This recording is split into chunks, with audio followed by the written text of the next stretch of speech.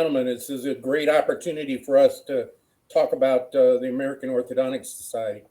Um, I think Brad, you have the logo up on your upper right hand corner, and plus the logo behind you really almost tells exactly the kind of orthodontics you do.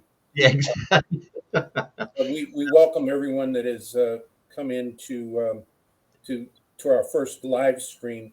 We thought it would be a great idea to not only introduce the American Orthodontic Society, but if you don't know about us, but American Orthodontic Society also has a College of Diplomates that, as you have progressed through your series of education with the American Orthodontic Society, you can sit for an extensive uh, diplomate exam and become a diplomate of the American Orthodontic Society, which is not achieved by a tremendous number of people, but we have so many that are working towards it.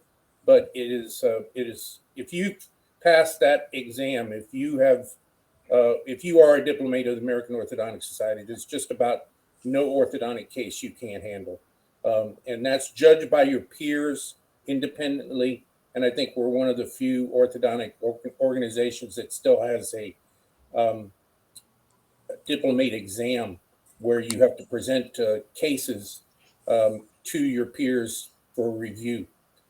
We also, in the American Orthodontic Society, we also have the diplomates will sponsor once a year. We will sponsor a spring meeting, and that's what we're here to talk about today.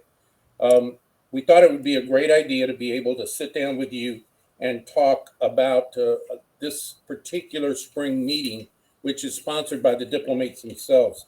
When we first started out with this, it was meant to bring in our members who were actually working towards their diplomate statuses. So this would have was going to be a little bit more intense education at the spring meeting. It has since come to be a little bit intense meeting, or highly educated meeting, but we invite all people who are diplomates and not diplomates to attend.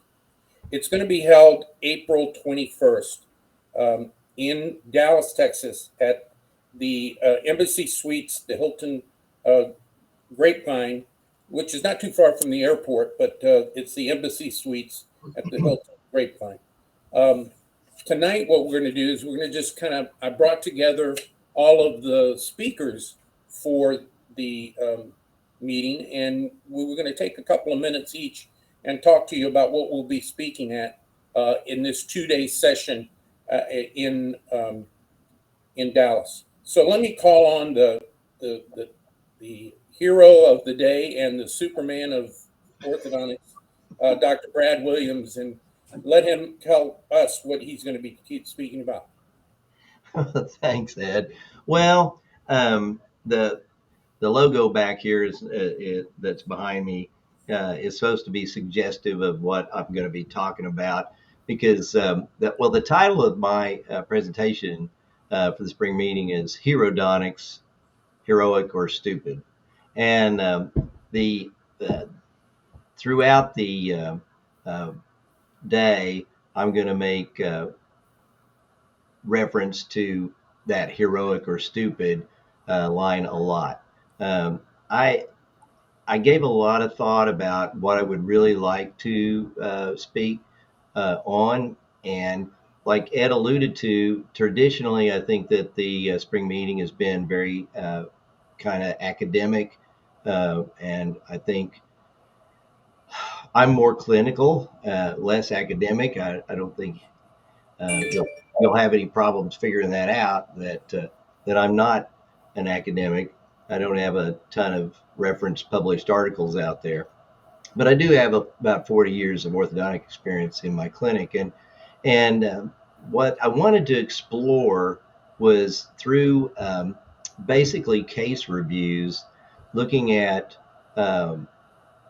decisions that a lot of us make as orthodontic providers for that matter, just general dentists and pediatric dentists, will jump into cases and uh, write a treatment plan and jump into a case to try to rescue a patient. They'll rather, for some reason, not be able to afford the best care. Maybe they can't afford the restorative end of it, and so I'm going to jump in there and and fix it all with orthodontics, and that way they won't have to do the implant or they won't have to do the surgery or I'm going to go after this tooth that probably should have been extracted. Um, so that's kind of the gist of it. It should be fun. There's a lot of animation in it. I'm doing. Uh, I have no idea, frankly, how many hours of material I've got. But we're just going to go through case after case and look at decisions I made and whether they were heroic decisions that were worked out to be in the patient's best interest, or were they kind of stupid? And in retrospect, maybe there would have been a lot better uh, line of treatment or a better treatment plan. It's definitely something we all get caught up in while trying to rescue and trying to be the white knight, be the hero. I don't know if that's driven by altruism or if it's driven by ego, but a little bit of both, I suspect. But anyway, that's what I'll be talking about is just heroic or stupid cases. And it ought to be a lot of fun. Well, thank you, Brad. We know that you've been doing ortho for many, many years, and you're our premier educator in the American Orthodontic Society. He teaches the basic course for the American Orthodontic Society and intermediate courses as well as premier courses. So he's by far highly attuned to giving lectures and keeping your attention. So I thank you very much, Brad, for giving us that rundown of what your course will be. The next person that's going to be speaking will be Jeffrey Dahm. He happens to be our new president of the American Orthodontic Society. Jeff, are you on there? I'm ready. I'm here. Go ahead. Welcome everyone. It's really great to talk to you, and I'm just super excited about the American Orthodontic Society. It's been part of my life for over 10 years, and it's changed. The people that I've met at the American Orthodontic Society have been relationships that have been life-changing for me, and to be able to learn from each other and help each other, and then also become friends.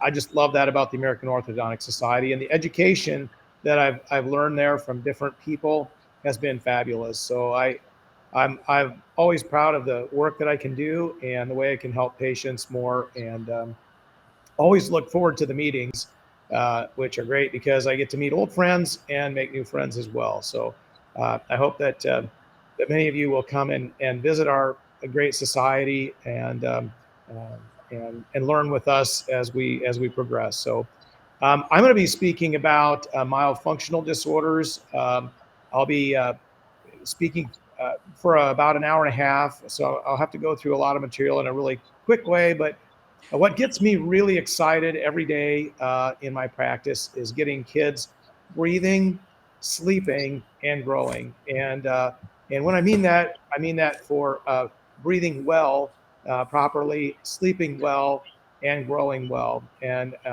that's just such an exciting thing that we as dentists can do that most medical professionals just cannot do. ENTs don't really understand this to a great degree because the facial growth and development is something that we can understand. When we see mandibles in the wrong place, class 2s, we can understand that, and we can understand the effects of that, and we can recognize it.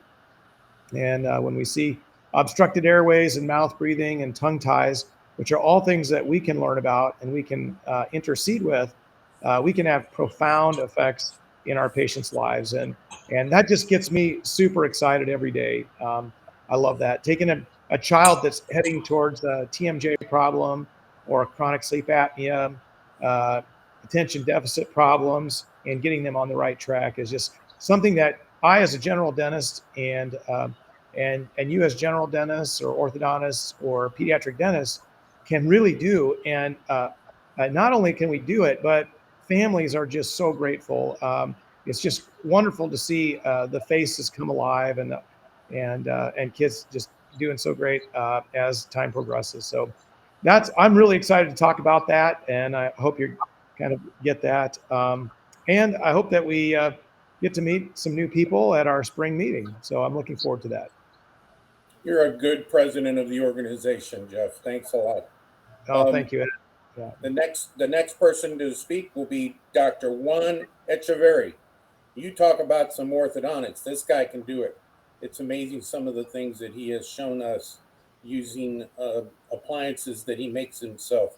So Juan, tell us what you're going to do. First, I want to say hi to everybody. It's amazing. I saw some of the questions. I'm not sure if Brad has an S on his pajamas or not. Matthew, it's good to have you on the line. I saw you're showing up, same as Daryl Jackson and Christy. Uh, I'm just really excited to be there. Going back on history, I was listening to Ed and to Brad earlier before we started, and it reminded me, Ed, that I came to you with this crazy idea that why didn't we put some lectures while we were doing the renewal and the review course for our diplomates? And we started out in Orlando, and that's when we had this amazing prospect called Dr. Brad Williams come on board and start lecturing with us. So we're going back a long time, and if I remember correctly, I think it was the year 2006. I'm excited about this presentation this year because our idea was let's try to start with Brad taking us through all of his amazing clinical experience. I'm sure that all of us will learn a lot because we learn more by seeing clinical work and what was done, what could have been done, or what was amazing, and we can take it back with us and learn. So I'm looking really forward to that lecture. Then we're going to tie it up with two amazing people talking with very young development. So I think all the pediatric dentists and everybody who has an inclination to do phase one in early treatment should be there because you're going to listen to two amazing speakers between Jeff and Dr. Gonzalez. It's going to be amazing seeing how you start the creation of these mouths and these airways and breathing and taking. So I want to pick it up a little later. I'm going to pick up those. I want to work a lot on transfers development. I've been working really strong through my practice in transfer development because I started seeing all the issues we were having with very crowded airways and very crowded mouths. And so I took a lot of ideas from Dr. Ed Gonzalez and thought, what if I can take them to from that initial phase with my wife, phase one? What happens if I try to bring some of these concepts into a more mature audience, into a late teen, young adult, maybe a little older adult, where we've been told that we can't develop, we can't do transverse growth. And as Dr. Gonzalez knows, my question has never been, you can't. My question is, why can't we? And so I want to bring that to our lecture. I want to show many of the things we have been able to do.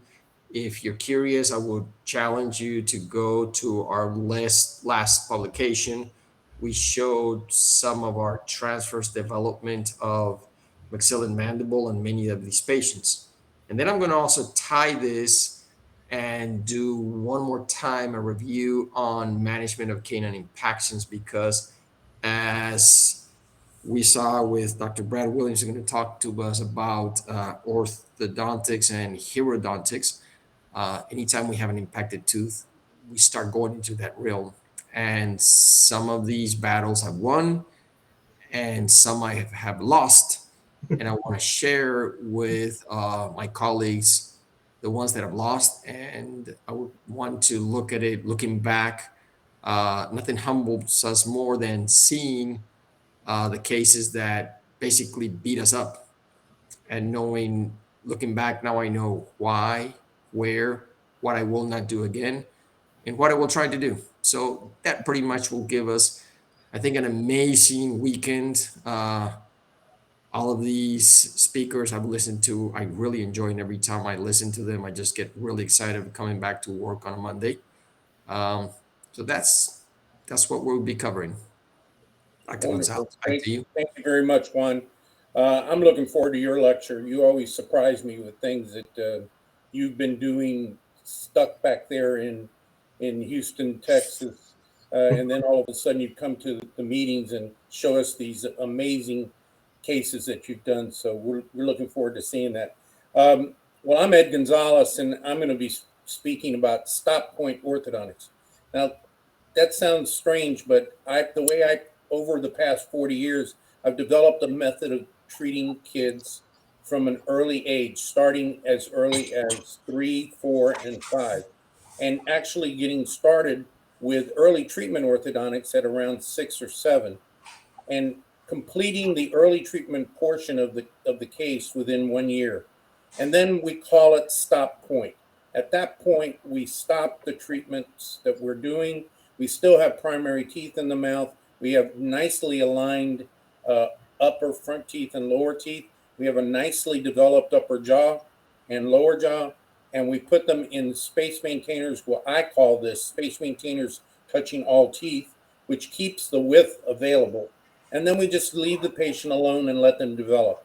As the primary teeth come out and the new permanent ones come in, then we will start our second phase of treatment. But remember, when we've done that, there's not going to be any crowding whatsoever in our second phase of treatment. If there is the need for movement of molars, we can easily do that. And I'll show you techniques that we use to be able to distalize molars. So it's going to be an exciting weekend. It's going to be an exciting ability for us to show you what we do and in our daily practice, and we're continuing to develop new techniques and new methods of treatment using some of the most futuristic type of appliances. On that same weekend, let me just put a little plug in here. The Diplomates review course. In another room in that same weekend is what we call the Diplomates review course. This is a course given by 6 different people, 6 different lectures that will go over the book knowledge that's necessary to do orthodontics.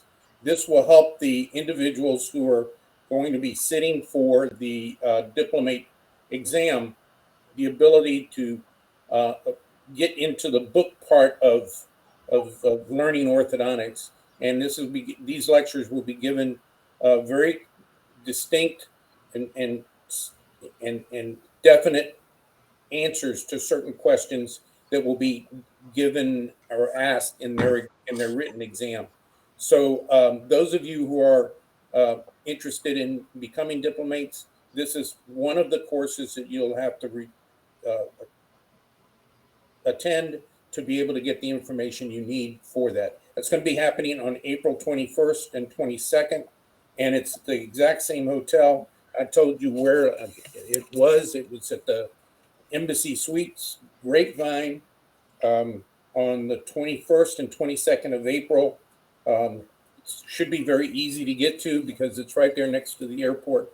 And we're looking forward to seeing you, and thank you for attending our quick review of what we're going to be talking about at the April meeting.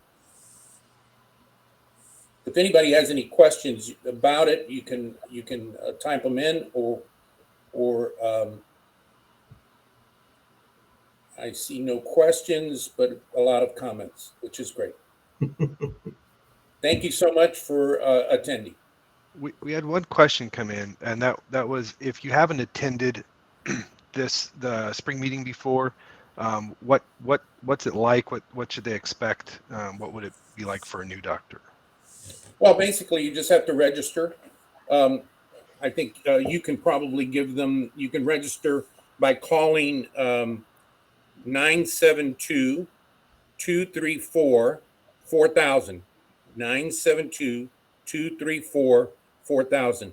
once you're registered for the course, it's given at this particular hotel in a big room, and we'll just go. Each speaker will have half a day, basically, and then in the afternoon, another speaker will be lecturing. The next day, the same thing. So it's typical of any of the other courses that you might attend. So it's nothing special as far as the way we give it, other than the amount of information that's being dispersed to you all. Ed, could I make a comment on that? Sure. I think that you got several advantages. If you walk in and you're taking, we're not charging separate. There's not a separate charge to go either to one lecture room or the other. So if you just feel like you have the information in the review course that you're listening and you just think, hey, I want to listen to Dr. Gonzalez or to Dan, or you want to jump to Dr. Williams and you want to listen to his lecture, you can. In other words, we're not going to make it a mandatory attendance in the review course. I wish I would have, I personally, when I was starting off, I wish I would have jumped in and seen the review courses. I do know that once we started doing our additional lectures on the side, I have been very excited every single time to go to the spring meeting, because we tend to bring out amazing information in each one of these spring meetings. And it's going to be cool. So Dallas, when the weather is not too hot, is nice. We can enjoy it. So that would be my 2 cents of show up, come, and you're gonna have a whole bunch of people who, if you have any questions, bring cases. We love talking orthodontics. It's a whole bunch of us, very nerdy. We love to help each other, and we're just dying to help you get going on this. So come on in and have a good time with us. Great. Thank you very much for attending, and we'll see you in Dallas on April 21st and 22nd. Thanks.